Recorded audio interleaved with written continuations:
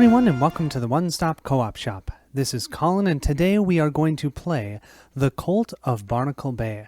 This one, this is one that totally flew by me. I actually kickstarted it. Get this. I kickstarted it.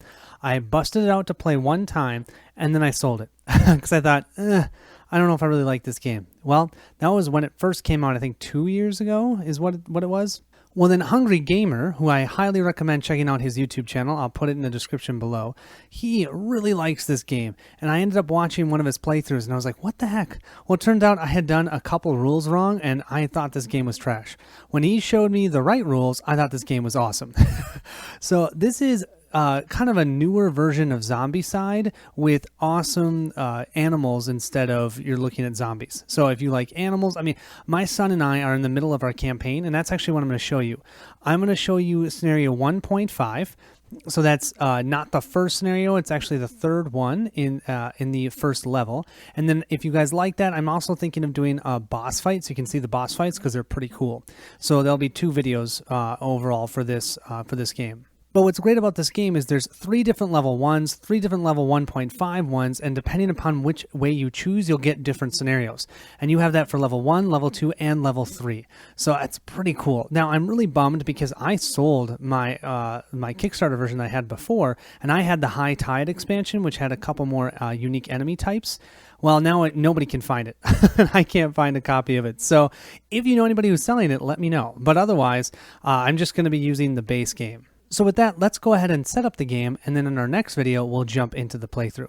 Let's jump in. Here we have our campaign book, and what you do when you first start out, have some additional rules, a little bit of the intro of the story itself. Then you start off with your first mission, which we won't play right now. Then after that, you get to decide which way you want to go, and you can do a 1A, you can do 1B, or you can do 1C. From there, you can choose either 1.5A, 1.5B, or the one that we're going... Actually, that is the one. We're going to play it Summoning in the Storage. There's also a 1.5C. And then from there, there's 2 different types of boss fights, depending on what you choose.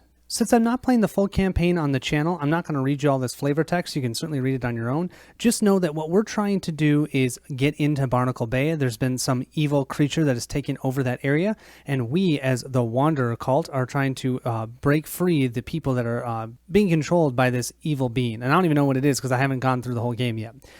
But we have our objective for each scenario. So our objective here is the heroes must be standing on both grunt summoning portals at the same time to remove the portals, and then we have to defeat all the enemies. And we'll be doing that in the 3rd encounter. There's some special rules here, but that's only about the 3rd encounter, so we won't worry about that. What's nice is they show everything that you need here, so you need different wall tiles. These are darkness cards. There's going to be either events or you will find treasures in them. These are how you move up and down to different levels, because you're going to see this game is played above ground and then below ground, which is kind of cool. You have a start and an end location. We've got a treasure tile. Now, for the treasure tile, because I like upgraded components, I'm using my sword and sorcery treasure tokens. And also for the walls, I'm using my arena, the contest walls. So no, the game does not come with that, just so you know.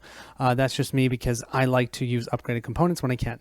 Over here, you can see our reward where we actually gain a relic. This is the first time we gain a relic, and someone will get to immediately equip that, which is pretty cool. Now, as I was mentioning, this game is played above and below ground. You can see here in Encounter 1 that we have set up on the board. This is green, and you can see this is kind of grayed out. So this is the only part of the map that's going to matter. Once we defeat all the enemies and we go down this ladder, then we'll go to Encounter 2. And Encounter 2 will actually flip that one tile over, and this whole area is Encounter 2, but this is not part of Encounter 2. And then when we get to the ladder here, which is right here, we'll go to Encounter 3. And Encounter 3 is just one tile. It's just so cool how it works. And yeah, I also love how these are really large tiles, and so it's very easy to find them and set the game up very quickly. Although it's not required, it is highly recommended to play with 4 characters. So my son and I, we are playing with 4 characters. So I'm going to be playing with the 4 characters that he chose because I've painted those minis. I haven't painted any of the enemies yet. Sorry, I will get there. You might see if I do another playthrough of this that some of them start getting painted because he loves it when I paint them. But our first character we have is Finn. Finn here is a ranger. You can see his mini right here. He looks pretty sweet. He's some sort of fox. I love these minis of this game, by the way. They look really, really nice. He started off with his Finn crossbow, which took 1 hand. This tells us that we roll 3 dice, and it states that his starting gear. It takes 1 hand. He has also found some throwing axes, and he's found holy robes, which gives him +1 HP and +1 ranged attack reroll. So when he does his range attack, he can reroll for a range attack. His health then is actually 5 instead of 4, his defense is 2, and his intelligence is 3. Now, one of the fun parts about this game, and also reminds me a lot of Zombicide, is you start off with 2 different abilities, but you have to choose one of them. So he can either choose Focused Shot, which gains Pierce with ranged weapons. Pierce will reduce the defense of the enemy by 1, or you can get Lucky Strike. All ready ranged weapons gain cleave on crit. So what that means is if I roll a critical on my die, which by the way, crits explode in this game. I love crit exploding. You can cause 1 additional enemy within the same space as the target to automatically suffer 1 wound. Super cool. Then when he gets to level 2, so he's gained, every time you kill an enemy, you gain experience, XP. When he gets to level 2, then he'll get +1 action, and then level 3 and level 4, he gets to choose one of these abilities, and then his awesome level 5. So I've decided to choose the Focused Shot. I love the Pierce. Getting rid of shields is super helpful, especially against the brutes. Next, we have Ibexus the Wizard, and although this game is campaign, which I do really like, you also start over at 0 XP each time, so every scenario you can level up in a different way. Here we have Ibexus, and I love the bird on his head. That was fun to paint. Yeah, he looks awesome. I don't even know what type of animal he is. Maybe a lion? I don't know. He starts off with Ibexus Firebomb, probably the strongest weapon of all of the starters. This card, on a crit, causes AoE wound. AoE wound. So that means anyone in that same location will take a wound on a critical. If you roll multiple criticals, you do multiple wounds. We also found the Mind Rack, which rolls 4 dice instead of 3, and then crit causes confusion. That just means they can't activate, which is nice. And then here we have found this Tidal Blast. Crit causes AoE knockdown. When you knock characters down, they all get -1 defense. This one, though, he can't, because you can see each of these have 1 hand, so he can hold both of them.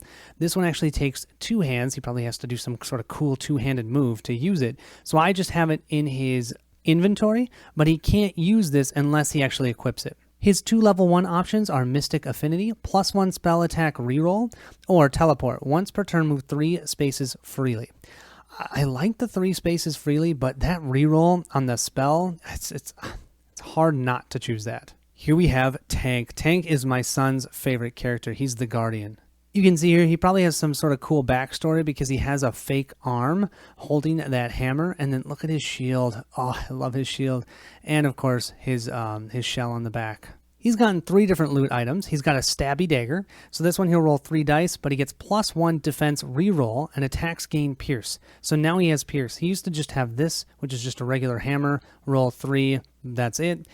His offhand, it's a starting gear, and he gets +1 defense for this. So he has +1 defense, and he gets a +1 defense reroll. Awesome. He also found a wing and helm, and that gives him +1 HP and may move 1 additional space per movement action. So normally you can move 2 spaces. He can actually move 3 spaces. So he's got 2 awesome options. He can either choose the Vicious Counter. Crit defense causes 1 wound to close attacking enemies per crit. So if I rolled 2 crits, I can actually do 2 wounds to an attacking enemy. So cool. His other one is the Shell Slam, and that is if I roll a crit on an attack, it causes a knockdown to the target, and that reduces their defense.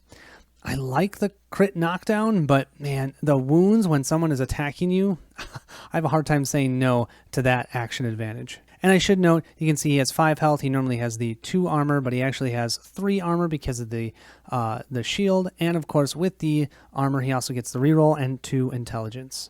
Last, we have Gunbjorn. Now, Gunbjorn is from the Kickstarter, so I did get the Kickstarter exclusive characters. I just didn't get the High Tide expansion. Gunbjorn is probably one of my favorite ones to paint. I love how he looks. I love his hammer. I love this little thing that he has on in front of him. Oh, he just looks so cool. I'd be scared if he was in my space. His starting gear is just a hammer. He just rolls 4 dice, looking for axes to try and hit. Awesome. He also has an Amulet of Protection, which gives him +1 defense and +1 HP. Gunbjorn's 2 options are the Ursine Strength, may ready a 2-handed item in one hand, which is cool. So he could technically put this in one hand. I should actually have this here because it's a 2-handed weapon. Or Fortitude, +1 defense and +1 HP. And since he only has one weapon, I like that one. So normally he only has 5 health, but he actually has 6 because of this, and 7 because of this. He normally has 2 defense, 2 + 1 is 3, + 1 is 4. He has 4 defense. Gosh, these guys are beasts. Next, you want to grab all your event cards and give them a shuffle. I love the event cards, you guys. They're so fun. They're very varied. Some things will give you one-time use things. Some will be certain events that were happening. You have to roll a die to see if you succeed or fail. Yeah, it's a lot of fun, and there's tons of variety. I love it. Spawning, you're going to be doing a lot of spawning, just like in Zombicide. So you use your spawn cards for that. And then your treasure deck will be equal to whatever level you're at. So we're at a level 1, so we have a level 1 treasure deck. But there's a level 2 treasure deck and a level 3 treasure deck. In the base game, there are 4 different types of basic enemies. We've got grunts, we've got archers, we've got casters, and brutes. All of them except for the brute are worth 1 XP. The brute, because they are brutal, give you 2 XP. This tells you how much they attack for, and what's great about this game are enemies never roll dice. Only the heroes will defend by rolling dice and will attack by rolling dice. So you can see a grunt attacks for 1, but they attack in groups. So if there's 4 grunts in the same location and they attack you, they're going to attack you for 4 damage. You have to defend 1 time. So it can get pretty bad very quickly. This tells you how much health they have. Now, right now we're at level 1. There are 3 different levels of these, and they all get progressively stronger, which is also cool. I love how they did that. The biggest thing you got to know is the specials over here. The grunts just attack melee. The archers attack range. The casters, they do a -1 attack to heroes that are close to any caster, and then their attacks are considered range. And why that matters is ranged attacks, you're looking for arrows. Melee attacks, you're looking for axes. Finally, the brutes are just melee, but they are brutal. 5 health with 2 defense. One of the coolest parts about this game is the initiative tracker. Before we talk about that, though, let's just talk about morale quick. Anytime one of your heroes goes down, they take damage equal to their health, we lose 1 morale. We always start at 4, and if that goes down to 0, we lose the game. Now, there are 2 sides to this initiative track. There's this side, and then there's this side. If you're playing with younger children, you can certainly play on this side, and then the initiative track only matters on who's going first, second, third, so on and so forth. But if you want to have where it matters, where you are on this initiative track, use the other side. That is because, depending upon where you are on this initiative track, you'll get certain benefits. If you're in a location with a shield, enemies will get +1 to their defense. If we're in that location, we'll get to roll 1 additional die for our defense. So that'll be great for characters that are going to get attacked a lot, like our tank or maybe Gunbjorn. If you are attacking a lot, you'll want to get yourself into a space that has the attack symbol. For enemies, that's +1 additional attack, and that's per enemy. So let's say I'm getting attacked by 3 grunts who normally attack for 1. That's only for 3 damage. If they're here, they're going to attack you for 6 damage. Yeah, so you've got to watch out for that. Here, this one, for heroes, means we get a free movement. So we get a free movement of 2 spaces that we can use. For enemies, it means they can move 2 spaces instead of 1. And those are the 3 different ones. So you can move yourself on this board either to the top or to the bottom by foregoing your whole turn, and then that way you can manipulate this initiative track. So we'll have 1 card for each of the heroes and then 1 for each enemy type that's out on the board. So here we have our board. Don't forget, right now, we're only using this part of the board. Until we defeat all the enemies on this part of the board and we go down this ladder, then we'll flip this board over and then it'll be this whole board minus this part that will be the second part or encounter 2. I love how this works. It's so cool. So what we need to do now to finish setup is we need to spawn enemies. We need to spawn 1 at each of the 4 spawn points. There's 1 here, here, here, and here. You usually start with the one that's closest to the heroes and go around. So 1, 2, 3, 4, and then you'll spawn you'll flip another spawn point for every large tile. So I'm actually going to flip 5 spawn cards, 1 for each one, 1, 2, 3, 4, and then 1 for the large tile. That 5th spawning will always be in the spawn point that's closest to the heroes. So let's go ahead and do our first spawn together, and then I'll do the rest of them on my own. Looking at this card, you can see the level 1 is 1 grunt and 1 archer. They put the slash there because you need to place the grunt first, followed by the archer. That's important because each space can only hold 4 characters. If you've placed 4 characters and you need to spawn more, you need to go to a close space, which is essentially adjacent, not diagonal, but just adjacent orthogonally to that space to spawn those. So we'll spawn 1 grunt and 1 archer. We've got our grunt and archer here, so then I'm going to spawn here, here, there, and then I'll spawn my last one here. So let me do that and I'll be right back. You'll see our 5th spawn was this brute in this location. Oh man, and he is a different color because I've primed them, but I haven't painted them yet. My son wanted me to paint those next. How line of sight works in this game is you have to go from a back corner of where an enemy is to the back corner of where the heroes are, and if there's nothing blocking line of sight, so like walls or these red lines block line of sight, as well as we can't move into those spaces. So that's why over here we can't see those enemies because this space is fully red. But this one we most certainly can see back corner to corner. So that because they can see us, they are now considered engaged enemies, and we need to then draw and set up our initiative track. Because we're not using this part of the board, I'm going to go ahead and leave my initiative track here so you can see it. So Finn and Ibexus will be first. You can see Ibexus will actually get to roll +1 attack dice. Yes. Then the brutes, though, and they get an additional movement, so they're going to move 2. In this game, if you are in the same space or 1 space away and it's orthogonal, you're considered close and can attack melee. So that means they're going to be able to get in range and attack. And based on how everything's looking right now, if I don't move any other characters, they would actually target Finn because they always look at the initiative track and go to the person that is the highest up if there's a tie. Generally, they'll just go towards the closest, but then that will also determine who they'll target. Then we have Tank, then we have the Grunts, we have the Archers, and finally Gunbjorn at the end. Thank you guys so much for watching. I hope you guys enjoy this. I am loving this game.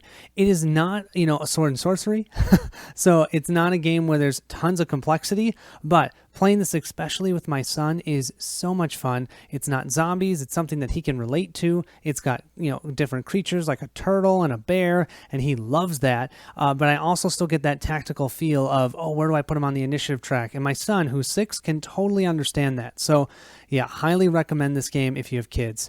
Totally check it out. Thanks so much for watching. I'll catch you in the playthrough.